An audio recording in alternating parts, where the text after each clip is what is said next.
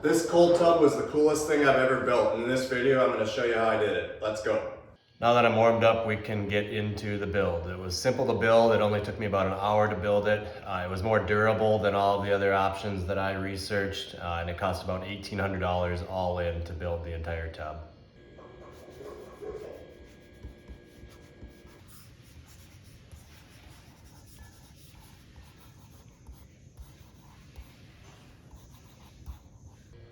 One thing I want to mention right away is this was not my design. I'll link the blog that I followed to this build at the end of this video, so stick around if you're interested in seeing that. But this was a design by Andrew Connor that I found and built from his blog.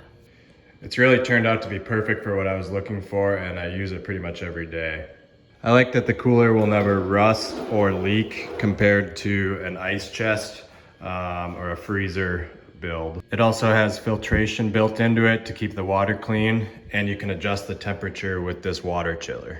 Step number one is to order the parts list. All in, I spent about $1,800 on the entire build. If you're interested in where I sourced my parts from and an entire parts list, comment below and I'll send that to you. Once everything arrives, it really only takes about an hour to get the whole thing together. But some of the parts have a pretty significant lead time, including the cooler, so you might want to get ordering as soon as you can. So the very first step is to drill your 2 holes for the outlet and the inlet bulkheads. Make sure your holes are straight because this step can't be undone. My outlet hole is 9 inches from the bottom of the cooler, and my inlet hole is 18 inches from the bottom of the cooler, 9 inches from this. The hole saw size you need is included in the parts list. I think it's like 1.5 inch hole saw. One tip is when you're starting to drill your hole, actually go in reverse so that the saw makes a nice clean cut in the cooler, and then you can drill through versus that hole saw catching and making any sort of damage to the cooler. So next you can tighten your bulkheads into the cooler. You don't have to worry too much about getting these super tight. We'll come back to that and I'll show you how to put a silicone bead around each of these so that the cooler doesn't leak. The next step is cutting your flexible tubing.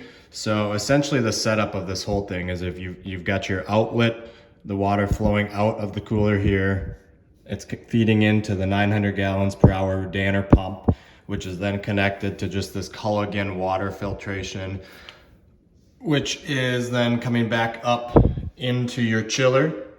And then the water chiller, the water's running through the chiller, it's coming out through the chiller and then back into the inlet of your tub. So what I did is with this whole setup, I laid out kind of how much tubing I was gonna need from piece to piece.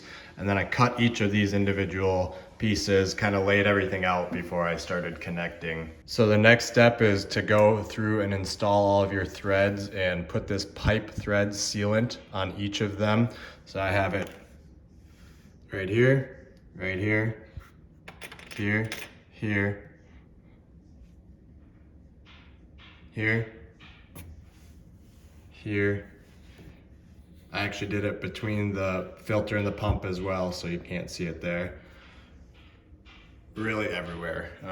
Be generous with this stuff, it works, and it's really helpful for leaks. Next step is to connect your filter to your pump. So this is I believe it's a 3/4 inch thread if you buy the 900 gallons per hour Danner pump. So that actually just screws directly onto there. So the next step is to actually start connecting your flex tube.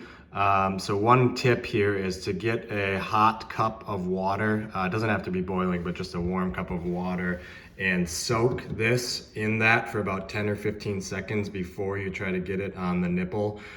It just really helps with the malleability of it and working that onto a tight fit here. So once your hose is fully attached, the next step is pretty simple, and just make sure that you get all of your hose clamps on and tightened. So from here, you should be pretty much set up. Now, one thing, well, we can come back to the bulkheads here.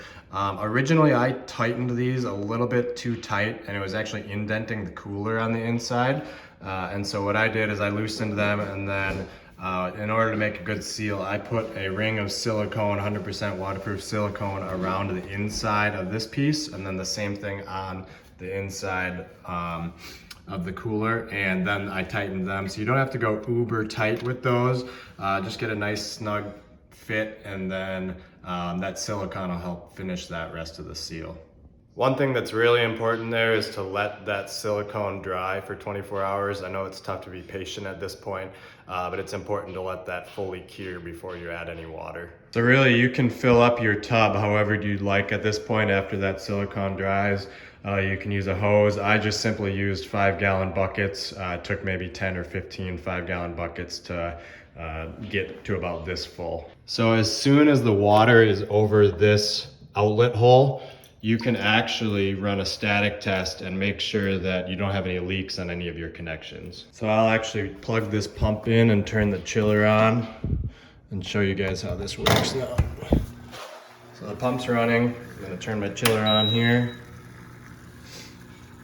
That'll drop significantly. It's much colder than that. But really, essentially all it is the water's running through here, the pump's pulling it into the filter's running it then through the chiller, and it's coming back into the tub here, so you can see the water movement here. Pretty simple. I suggest never taking a plunge while your pump is actually running and connected. I just don't love the idea of electricity and water together. So this chiller will actually get all the way down to 39 degrees. I typically run mine between 42 and 44.